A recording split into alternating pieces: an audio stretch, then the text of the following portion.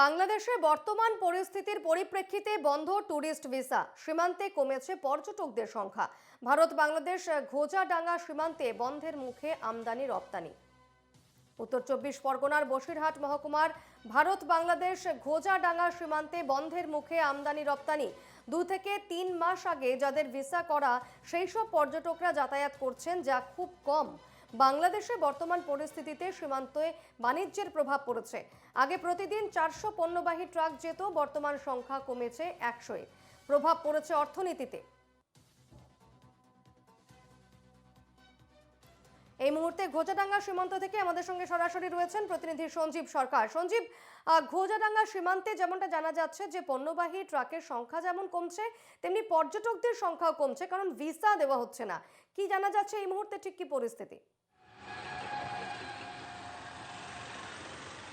দেখো, ইতিমধ্যে যেটা তোমাকে যেটা জানা আছে, অর্থাৎ যে ভিসা, সেই ভিসা দেওয়া হচ্ছে না বলে যার জন্য কিন্তু পর্যটকদের হচ্ছে যাওয়া আসার সংখ্যা কিন্তু ঘোষণা সীমান্তে কিন্তু আগের থেকে অনেকটাই কমে গেছে। প্রায় কী বলবো, প্রতিদিন প্রায় বন্ধের মুখে বলতে গেলে চলে যে হচ্ছে ঘোষণা সীমান্ত দিয়ে যারা পর্যটক যাওয়া আসা করে, খুব সীমিত মাত্র তারা যাওয়া আসা করছে। পাশাপাশি যে অন্য সময় যেমন ট্র্যাক, অর্থাৎ পণ্যবাহী ট্র্যাক ভারত থেকে যেমন বাংলাদেশ পণ্যবাহী ট্র্যাক 400, 450, কোনো সময় কিন্তু 500 ট্রাক বাংলাদেশে প্রবেশ করেছে।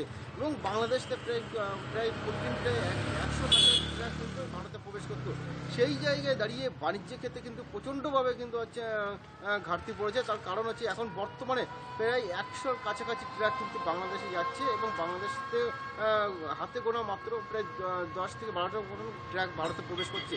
অর্থাৎ একদিকে যেমন বাণিজ্যিক ক্ষেত্রে যেমন প্রভাব পড়ছে, হচ্ছে ব্যবসায়িক ক্ষেত্রে সেভাবে ট্রাক কিন্তু বাংলাদেশে যাচ্ছে না। অর্থাৎ তার যে বাংলাদেশের যে টাকা, সেই টাকা কিন্তু ভারতের কিন্তু বাটার দাম কিন্তু পড়ে গেছে। আগে যে টাকাটা 70, 72, 70 টাকা পাঠাচ্ছিল, সেই জায়গায় যাচ্ছে কিন্তু 68 এবং টাকার বাটা কিন্তু পড়ে যাচ্ছে। যার কারণে কিন্তু ব্যবসায়ীরা ঠিকভাবে তারা হচ্ছে পণ্য কিন্তু হচ্ছে বাংলাদেশে কিন্তু আমদানি করতে পারছে না, এবং বাংলাদেশে কিন্তু সেভাবে পণ্য রপ্তানি হচ্ছে না। অর্থাৎ ঘোষণা সীমান্তে কিন্তু আমদানি রপ্তানি কিন্তু ব্যাপকভাবে কিন্তু প্রভাব পড়েছে।